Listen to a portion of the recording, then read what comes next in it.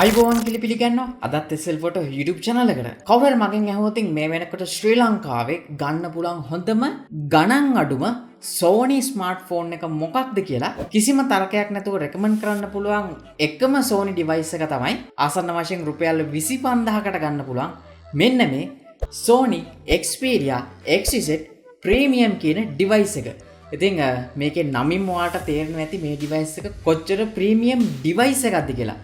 ඉතින් අද කතා කරන්න යන්නේ මෙන්න මේ 2017 රිලීස් වුණ Sony Xperia XZ Premium කියන device එක අදටත් එහෙම නැත්නම් 2021කටත් ගන්න පුළුවන් හොඳම පාවිච්චි කරපු දුරකථන වලින් මේ වෙනකොට ලංකාවේ ගන්න පුළුවන් වටිනම device එකක්ද කියලා. ඉතින් ඒකෙන්ද වැඩි කතා නැතුව අපි යන් වීඩියෝ එකට.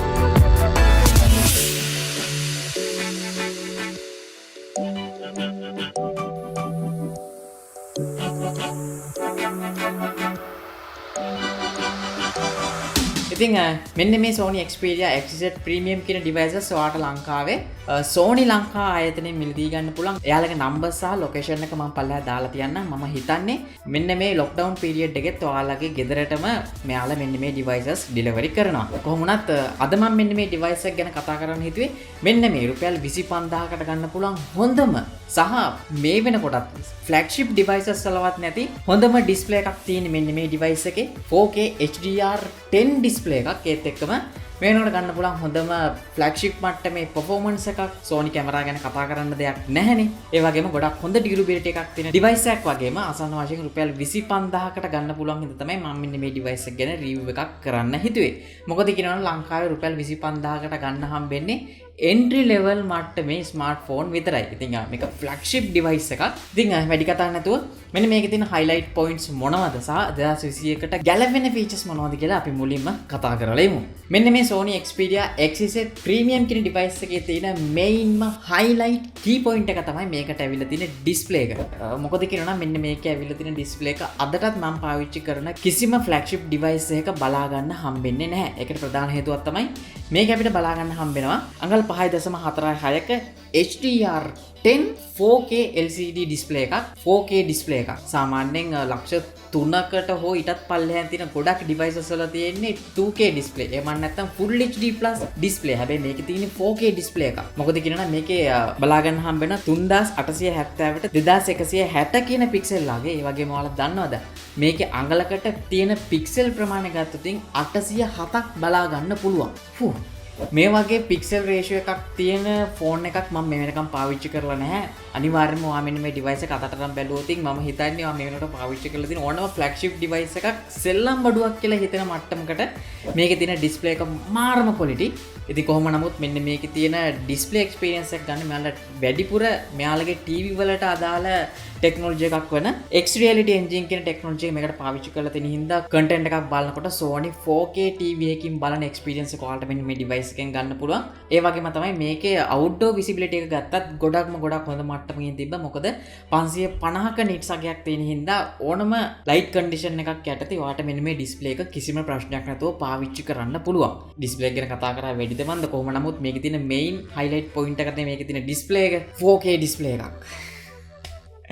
ගොම නමුත් අතර ගත්ත ගමන් පොඩ්ඩක් ඩල් කලර් එකක් කියලා තේරෙයි. මොකද මෙයාලගේ ඩිස්ප්ලේ එකෙන් ප්‍රොෆෙෂනල් කලර් එක්ස්පීරියන්ස් එකක් දෙන්න ඕන හින්දා මේකේ ප්‍රොෆෙෂනල් මෝඩ් එකේ තමයි normally තියෙන්නේ. හැබැයි ඔයාලා මේකේ super vivid මෝඩ් එකට ගියොත් පට්ටම එක්ස්පීරියන්ස් එකක් ගන්න පුළුවන් මේකේ තියෙන ඩිස්ප්ලේ එකකින්. ඉතින් ආ ඩිස්ප්ලේ එක තවත් වැඩිපුර ෆීල් වෙන්නේ මේකේ අපිට ස්ටීරියෝ සවුන්ඩ් එකකුත් දීලා තියෙනවා. ඒකත් අර සාමාන්‍යයෙන් එන ස්මාර්ට්ෆෝන් වල උඩයි පල්ලෙහායි වගේ නෙමෙයි. මේකේ වීඩියෝ එක බලනකොට දෙපැත්තේ ඩුවල් ස්පීකර් සෙටප් එකක් දාලා තියෙන හින්දා ඒක මාරයි. මොකද අතින් අල්ලන් පාවිච්චි කරනකොට කිසිම වෙලාවක ස්පීකර් එක වැහෙන්නේ නැහැ. ඒක නම් මාරම හොඳයි. ඒත් එක්කම මේකේ earpiece එකෙන් එන secondary speaker වගේම main speaker එකෙන් එන sound එක කිසිම වෙනසක් මට බලා ගන්න හම්බුන්නේ නැහැ. මාර විදියට balance කරලා තියෙනවා. ඉතින් Sony වල sounds ගැන කුමට කතාද? දැන් අපි කතා කරමු ටක් ගාලා මේකේ performance ගැන. මොකද මේක 2017 රිලීස් වෙච්ච flagship device එකක්.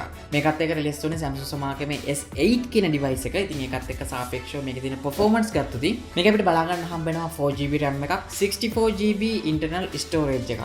මේ version එක විතරයි මෙයාලා රිලීස් කරේ. හැබැයි SD card slot එකක් වැඩිපුර දාන්න පුළුවන් හින්දා ඔයාට storage එක වැඩි කරගන්නත් පුළුවන්. ඒත් එකම තමයි විශේෂම කාරණාව අසන වශයෙන් රුපියල් 25000කට ගන්න පුළුවන්. පාවිච්චි කරපු ස්මාර්ට්ෆෝන් වලින් හොඳම chipset එක බලා ගන්න හම්බෙන්නේ මෙන්න මේ device එක. මොකද මේක අපිට බලා ගන්න හම්බෙනවා Qualcomm Snapdragon 835 කියන chipset එක සහ Adreno 540 කියන GPU එක. ඉතින් මෙන්න මේ performance තියෙන හින්දා ඔයාට කිසිම ප්‍රශ්නයක් නැතුව මේ වෙනකොට 2021 රිලීස් කරපු ඕනම ගේම් එකක් හයි සෙටින් යටතේ ප්ලේ කරන්න පුළුවන්. කිව්වට විශ්වාස කරයිද දන්නෙත් නැහැ. සාමාන්‍යයෙන් අසන්න වශයෙන් ලංකාවේ රුපියල් 60000ට වඩා ගන්න ඩිවයිස් එකකවත් මේ සෙටින් වට කිසිම විදිහකින් ප්ලේ කරන්න බෑ. සමහර ඩිවයිසස් තියෙනවා ලංකාවේ ලක්ෂයකට මිලදී ගන්න ඩිවයිස් වලත් මෙන්න මේ සෙටින් වලට ප්ලේ කරන්න හම්බෙන්නේ නැහැ. මොකද මේකේ PUBG උනත් ඔයාලට HDR සෙටින් වල අල්ට්‍රා ෆ්‍රේම් රේට් එකෙන් කිසිම ලැග් වීමක් නැතුව ප්ලේ කරන්න පුළුවන්. ඉතින් මේ ප්‍රයිස් රේන්ජ් එකේ තියෙන හොඳම performance තියෙන ඩිවයිස් එක මේක කියලා කිව්වොත් මම නිවැරදි වෙන්න ඕනේ. පුළුවන් නම් මේක පාවිච්චි කරන අය පල්ලෙහා කමෙන්ට් එකක් දාන්න ඔයාගේ යූසර් එක්ස්පීරියන්ස් එක මොන වගේද කියලා. හැබැයි මේකේ තියෙන අඩුපාඩු විදියට දැක්කේ මේකට අවිලා තියෙන OS එක. මොකද මේකේ තාමත් රන් වෙන්නේ Android 9 Pie කියන එක.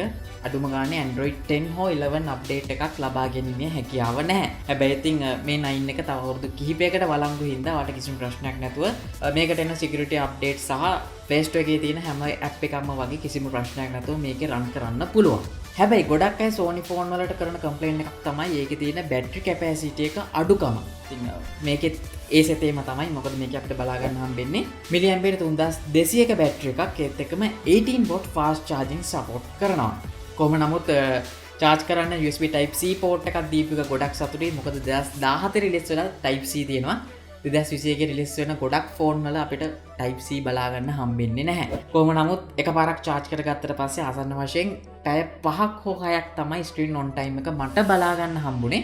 හැබැයි ඔයා මේක YouTube වීඩියෝ එකක් 4K වලින් ප්ලේ කරොත් මේක ඩවුන් වෙනවා පැය 3මාරකට විතර. ඉතින් normal user කෙනෙක්ට කිසි ප්‍රශ්නයක් නැහැ. පැය 5ක් කියන්නේ හොඳටම ප්‍රමාණවත් කියලා මම හිතන්නේ. ඉතින් මේකත් චුට්ට පාවිච්චි කරොත් කිසි ප්‍රශ්නයක් නැතුව දවසක් පාවිච්චි කරන්න පුළුවන්. ඒත් එක්කම මේකේ ස්ටැමිනා මෝඩ් එකට දාගත්තොත් ඉතින් ඔයාට ඊටත් වඩා ටිකක් වැඩිපුර කාලයක් බැටරි එක පාවිච්චි කරන්න පුළුවන්. ඉතින් බැටරි එක ගැන ගොඩාක් හොයන කෙනෙක්ට මම මේක රෙකමන්ඩ් කරන්නේ නැහැ. හැබැයි ඉතින් මේ වගේ එක්ස්පීරියන්ස් එකක් ඔයාට මේ වෙනකොට ලංකාවේ ලක්ෂ 2.5කට තියෙන ස්මාර්ට්ෆෝන් වලත් මේකේ තියෙන මෙන්න මේ ඩිස්ප්ලේ එක්ස්පීරියන්ස් එක නම් ගන්න හම්බෙන්නේ නැහැ.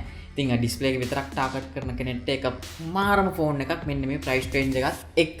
ඉතින් කැමරාව ගැන කතා කරොත් මේකේ තියෙන සිංගල් කැම එකක් සහ සෙල්ෆි කැමරා එකක් සිංගල් කැම එකක් තියෙන්නේ. Sony කැමරා ගැන ඉතින් මම විශේෂයෙන් කතා කරන්න ඕනේ නැහැ. මොකද ඔයා පාවිච්චි කරන දුරකථනයත් සමහර විට Sony lens එකක් වෙන්න ඕනේ තියෙන්නේ. මොකද ගොඩක් Xiaomi device වල Samsung device වල තියෙන්නේ මෙන්න මේ Sony සමාගමෙන් රිලීස් කරන කැමරා sensors. ඉතින් Sony phone එකේ Sony sensor එකක් ආවම ඒක මොන විදියට perform කරයිද? ඉතින් 2014 රිලීස් වෙච්ච device වලින් ගොඩක් හොඳ මට්ටමේ කැමරා performance එකක් තියෙන device එකක් තමයි මෙන්න මේ Xperia Premium කියන්නේ. මොකද මේක අපිට බලා ගන්න හම්බ වෙනවා megapixel 19ක aperture එක 2.0 යන laser auto focus technology එකත් එක්ක ආපු කැමරා එකක්. ඒත් එක්කම megapixel 13ක aperture එක 2.0 යන 23mm wide lens එකක් අපිට මේකේ selfie camera එකෙත් බලා ගන්න පුළුවන්. ඉතින් කැමරා ගැන නම් කතා කරන්න දෙයක් නැහැ. 2017ත් එක්ක සාපේක්ෂව අදටත් මම හිතනවා ගොඩක් හොඳ මට්ටමේ කැමරා performance එකක් මේ device එකෙන් බලා ගන්න පුළුවන් වෙනවා කියලා. මොකද focusing speed එක නම් කියලා වැඩක් නැහැ. මොකද laser auto focus එකක් තියෙන්නේ. ඒත් එක්කම 2017 දී රිලීස් වෙච්ච පළවෙනි තප්පරයකට 960ක ෆ්‍රේම් රේට් එකක් කැප්චර් කරන්න පුළුවන් වීඩියෝ මෝඩ් එක තිබ්බි මේකේ. ස්ලෝ මෝෂන් ෆීචර් එක. ඉතින් ඒ දවස්වල එක මාර විදිහට කතා බහට ලක් වුණා. අදට නම් ඒක වළංගු නැහැ. හැබැයි ඉතින් ඒ කාලට සාපේක්ෂව ගොඩක් හොඳ මට්ටමේ ස්ලෝ මෝෂන් වීඩියෝ එකක් මෙන්න මේ Sony Xperia XZ Premium එකෙන් ඒ කාලේ හැටියට කැප්චර් කරන්න පුළුවන්. කොහොම නමුත් මේ කැමරා එක වැඩ කරන්න ඔයාලට වෙනම dedicated shutter button එකකුත් තියෙන හින්දා ඔයාලට හොඳ ස්ටඩි ෂොට් එකක් ගන්න පුළුවන්. හැමදෙස්සම ඩිස්ප්ලේ එක ටච් කරන්න ඕනේ නැහැ. මේ විදිහට අල්ලලා කැමරා එකකින් ෆොටෝ එකක් ගන්නවා වගේ තමයි ෂටර් එක ප්‍රෙස් කරලා ෆොටෝ එකක් කැප්චර් කරන්න දෙන්නේ. ඉතින් ඒක ගොඩක් යූස්ෆුල් ෆීචර් එකක්.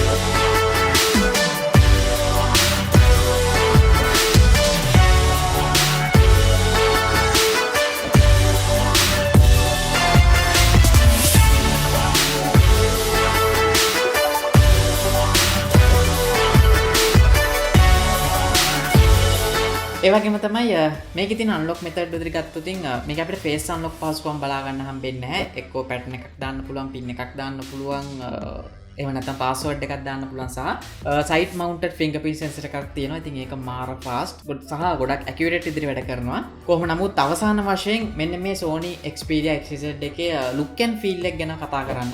සාමාන්‍යයෙන් මම මුලින්ම කතා කරන්නේ ඒ දේවල් වෙන ස්මාර්ට්ෆෝන් එක. හැබැයි ඉතින් මේකේ ෆීචර්ස් ඒවට වඩා වෙනස් හින්දා අපි ඒකේ තියෙන highlight point ගැන කතා කරා. look and feel එක ගත්තොත් ඉතින් මාර්ම ප්‍රීමියම් ෆීල් එකක් අතට එනවා. මොකද මේකේ ඉස්සරහා සහ පිටිපැස දෙකම Corning Gorilla Glass 5 වලින් ප්‍රොටෙක්ට් කරලා තියෙන්නේ. ඒත් එක්කම උඩ සහ පල්ලෙහා දෙකම ඇලුමිනියම් වලින් තමයි කවර් කරලා තියෙන්නේ සහ මේකේ ෆ්‍රේම් එක ප්ලාස්ටික් වලින් හදලා තියෙන්නේ. හැබැයි IP68 කියන water and dust resistant පාසුකම මෙන්න මේ device එකේ තියෙනවා. ඉතින් P25000ට ගන්න පුළුවන් device එක water resistant පාසුකමක් තියෙනවා කියන්නේ ඒක මෙන්න මේ ගානට ගොඩක් වටින feature එකක්.